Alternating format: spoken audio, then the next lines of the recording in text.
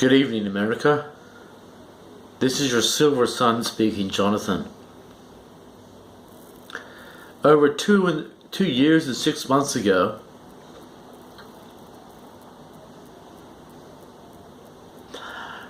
a unholy mess was embroiled in my life. If you remember early on, very early on in Donald Trump's presidency, you find a phone call from Malcolm Turnbull. A phone call where treason was involved. Because I am a monarch, and because I am king, he thought, and within reach, Malcolm Turnbull, as Donald would say, the Don, the Donald, he knew that I was a long distance runner. Not only that, but I'm a monarch with a timeline, pushing everything forward, turning the world around, and elevating it vertically. Because of ASIO's contact with me early on, over 15 years ago, the same contact that makes me hear the voice of the devil,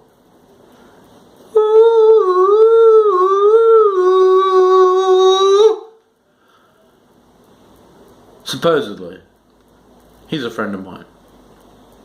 Now, we're friends.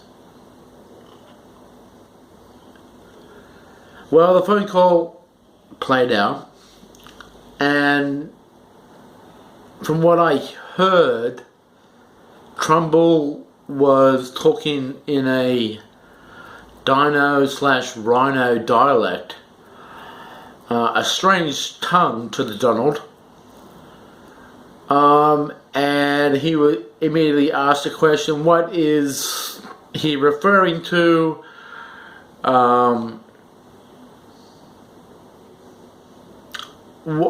How can I help you? Why are you sending us more refugees? Etc., etc. And says, we got him. We got the second son. Something to that point. After that phone call, Jared Kushner and his henchmen of Jews took around 2 and a bit years to organize a strike against me somewhere between out there and here,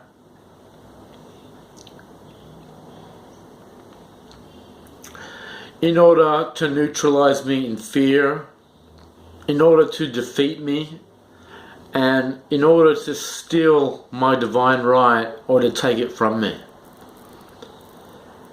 Which is basically what they did. Because as a result of that phone call, the treason of selling out a monarch, a prophet, a child of God, a son, a sovereign king,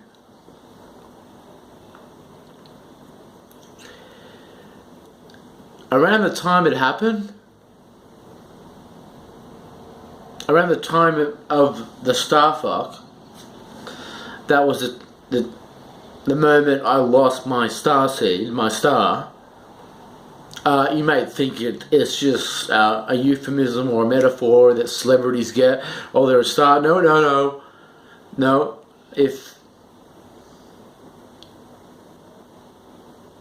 you get given a star, you can buy a star, or you can be born with a star. I was endowed with starlight, stardust, star powder, star power in my torso region. Now,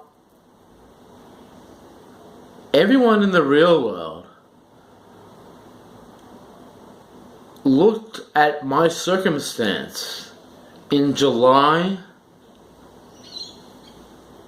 2018, my 40th year, the year of the 40th Reagan.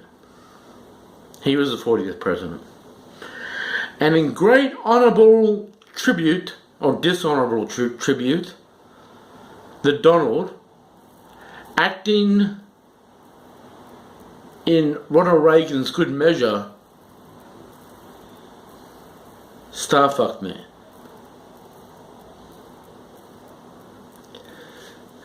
How that happened exactly is that Ben, my brother, a known and devout Jewish Catholic, not from Middle Earth, not sovereign, a copy, for the most part, a con man, a poofter, a liar, a cheater, and who was embroiled in an effort to be number one, the number that I was born with. I am number one, and I am the silver sun, the one who comes second after Elvis Presley. I have no doubt. I'm humble. I'm fine with it. I really don't care what you think, because it doesn't matter. I don't reign and rule over you. I don't tell you what to do. But your government does to me all the time. And you have to get them to back off. Otherwise, the 7 plagues will sack out of this country.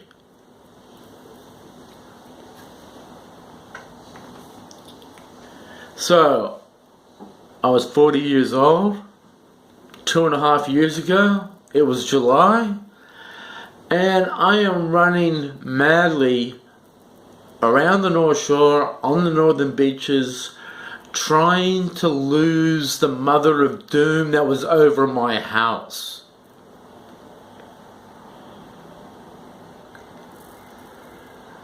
Because my mother, Suzanne Marilyn Schmitz, organized with Ben and his love child Elliot to go on a excursion around the east coast of Australia, down to Victoria, down to the Great Ocean Road, all the way up to Queensland and back. Yeah, I mean, they were gone for about 2 to 3 weeks. 3 weeks at least. And during that time, I had to stay in the house and take care of my dog, as well as ensure that the painter outside was not going to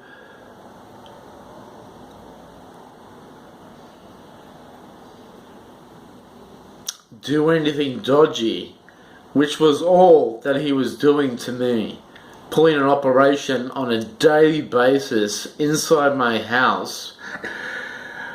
And it took 2 weeks for this Michael guy who, under different contact lenses,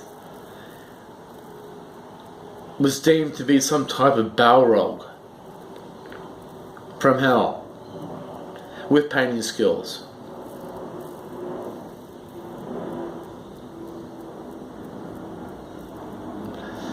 Now, within those 2 weeks, I had a filament in my chest, which, when charged, when the breath of life entered me, when certain natural essences from the natural world would breathe in, it would charge my star. It would reinvigorate and renew me wholly, completely, and be vibrant throughout my entire body.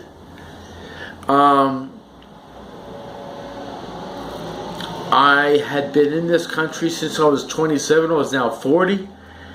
And I did not have clergy helping me in a way of maintaining my physiological structure, my being, my vibrantness.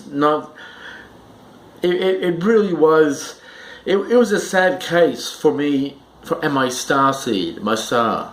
It was a sad case. Because it had gone, it had almost gone to sleep, my inner star, and it had gone dull, but there was still much life in it. There was still beauty, there was still wonder, like the Wonder Boy.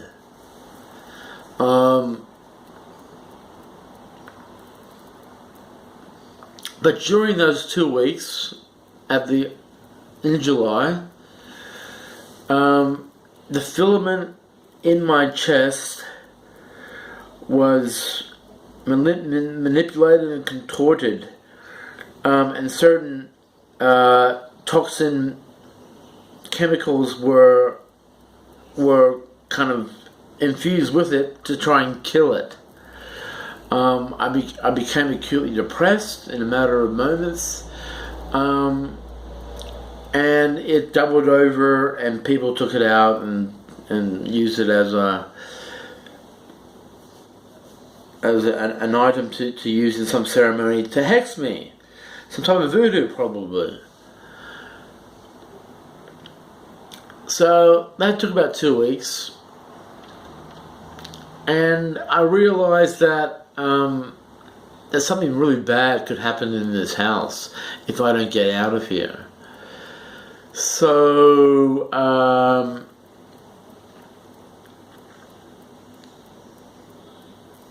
I organized a night's accommodation, 2 nights accommodation, down at the Manly, what's the name?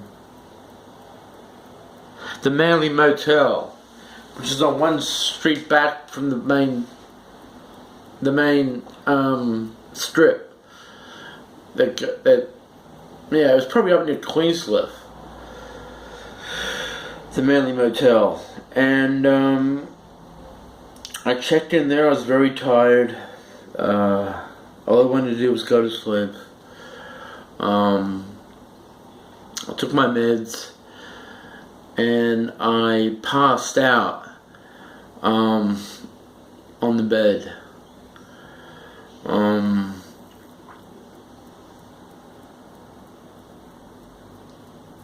And what happened was what has been epitomized in the song 9 Inch Nails, titled Starfuck, or Starfucker. It's called Starfucker Incorporated. And I heard many evil voices. It was death dealers communicating in the language or the tongue of death. And it was coordinated by Channel 9. because obviously they're using my camera to coordinate and find my whereabouts, and it was an inside job, and Murdoch had something to do with it.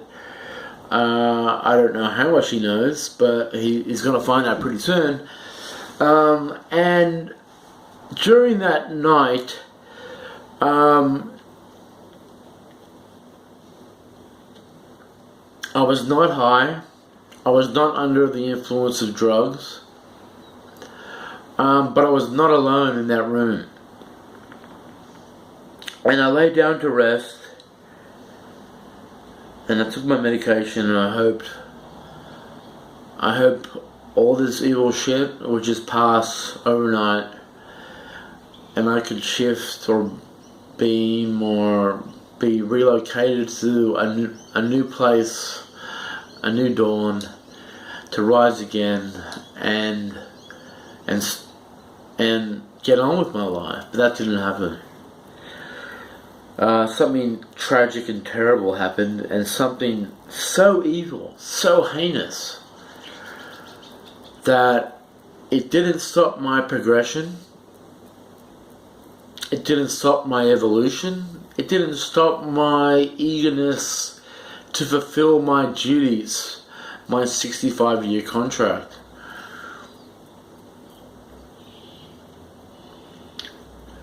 But what it did is expunge my vessel of its divinity, its essence, its spirit, its soul, its being, its fiber.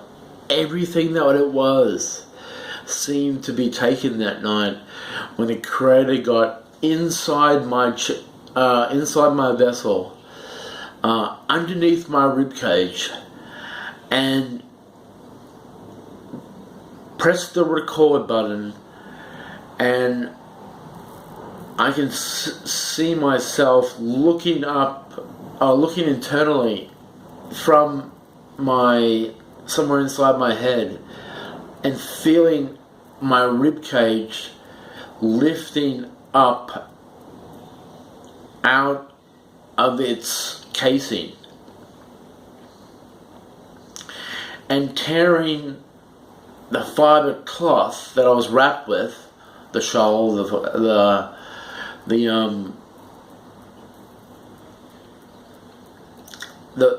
most Jedi's, most saints, that they're wrapped in a woven garment that keeps everything together. It prevents essences from being taken, and so it teared the woven fiber of my torso and upper breastplate, and just lifted off. It was lifted off up above me over the bed, and I had this vision in my head at the same time, which was to some degree manifest, produced before it actually happened, but it was to give this symbol that my star has now dissolved into the air to become nothing. There really isn't that. It's part of my life force. So, what it became after leaving my body is up for debate.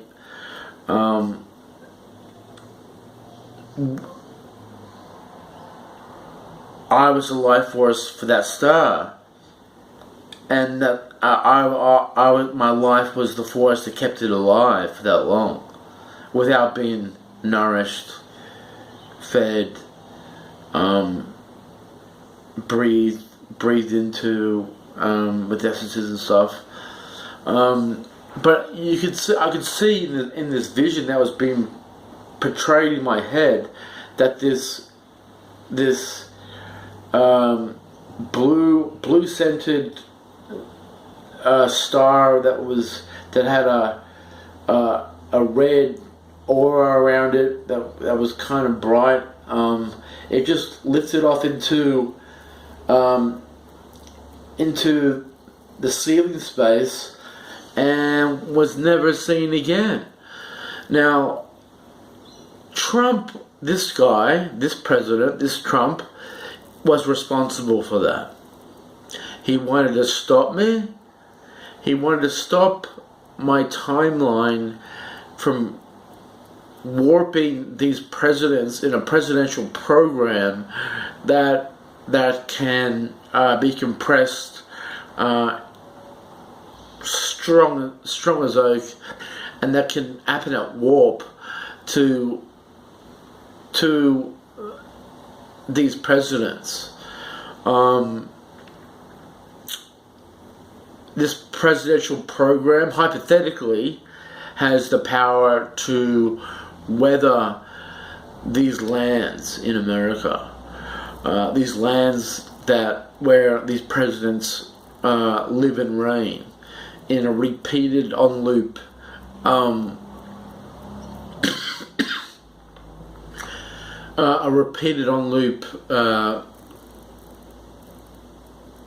Groundhog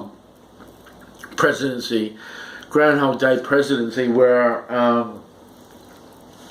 it just goes on loop and everyone goes around in circles. Now, I think Trump wanted that to happen when I was 40, because I didn't get along with Reagan. I especially liked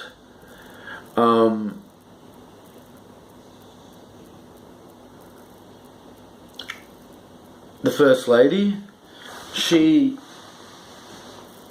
kept me on a straight and narrow path through my early 20s to stay away from hardcore drugs. And the drug campaign Say No to Drugs actually worked on me.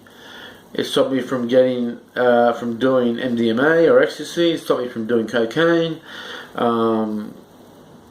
It stopped me from weathering my mind to a degree by doing these types of drug-induced experiences.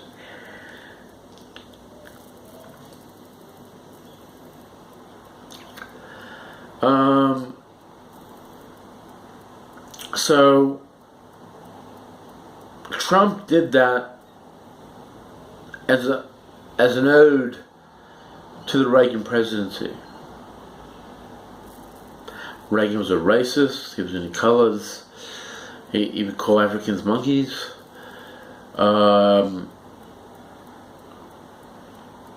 He would. Well, the CIA would motherload these black African cultured communities with drugs, and it was just bedlam back in the 80s. I woke up that morning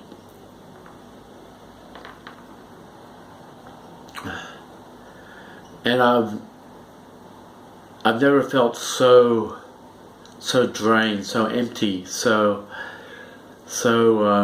dispirited, so disheveled. Like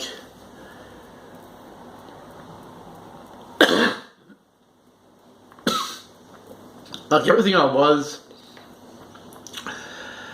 or used to be was no longer.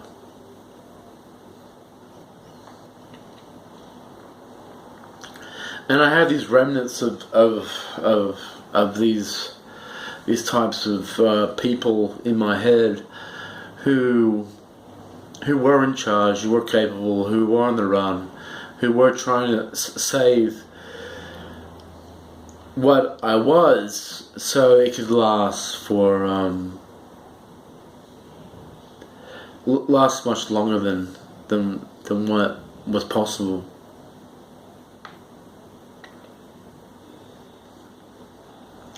And this is what is coming up in my future is something that Donald Trump has mentioned to be a miracle.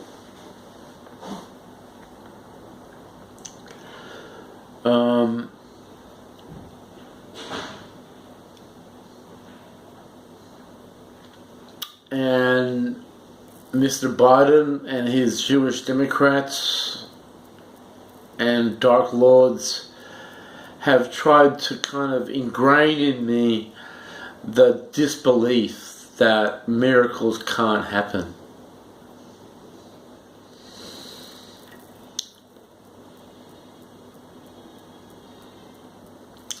I see a way for me to be restored, renewed, reinvigorated before all this began.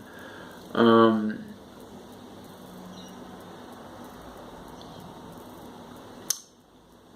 I can kind of explain it scientifically, in scientific terms.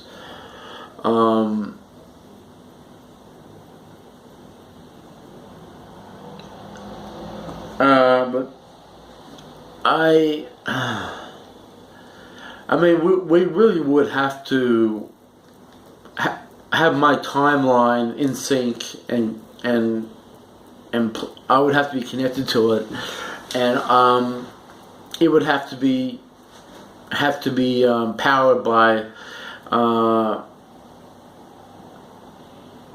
a fusion reactor for enough power to get it functional and to get the desired results.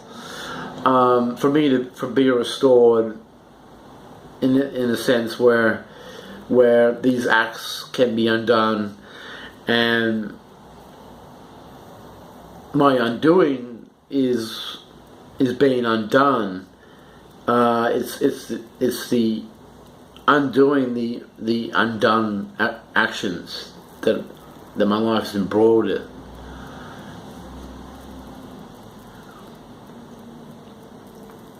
So I would like to briefly explain how the Starfuck was part and parcel of the Trump administration and my brother Ben. Now, Ben coordinated this strike in Australia, and within a week of it happening, Malcolm Turnbull was not Prime Minister. So they can see his own actions in calling the Donald, and seeing what happens 2 years later. They connected the dots, the backbenchers, and they fired his ass. And he's on the outside now. And everyone thinks he's a cunt.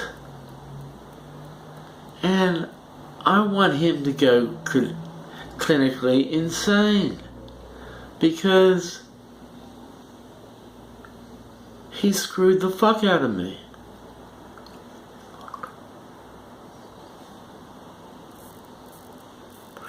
But the thing is, like,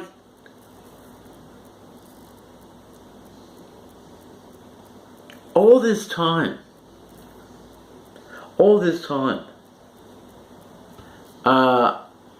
since this rivalry, this stupid Cain and Abel story about a Nazi and a Jew, and that the Jew kills the Nazi, and then the Jew goes on to have more murdering, adulterous, lying, cheating Jews, and they populate their planet, and then the flood comes and they all die. Ben is one of those Jews. He is. And he has constantly gone after me in certain situations over international borders, timelines, who are under different statutes, different restrictions for these types of passage to play out. But the cops have been doing it for years against me. So with Ben, he's part of the family. He's got an Australian passport. He has no problem. Donald Trump is running the show. But you see how juvenile it is, and how insidious it is, and how much gay influence. I mean, there are a ton of gay lords working for Ben. A ton. And they all want to see him kill me, because they all are devoutly in tune with the belief, which really is not factual, with the belief that he is sovereign. He's not. He's this, and he's not real. And if he was, he's nowhere near the present. He's a million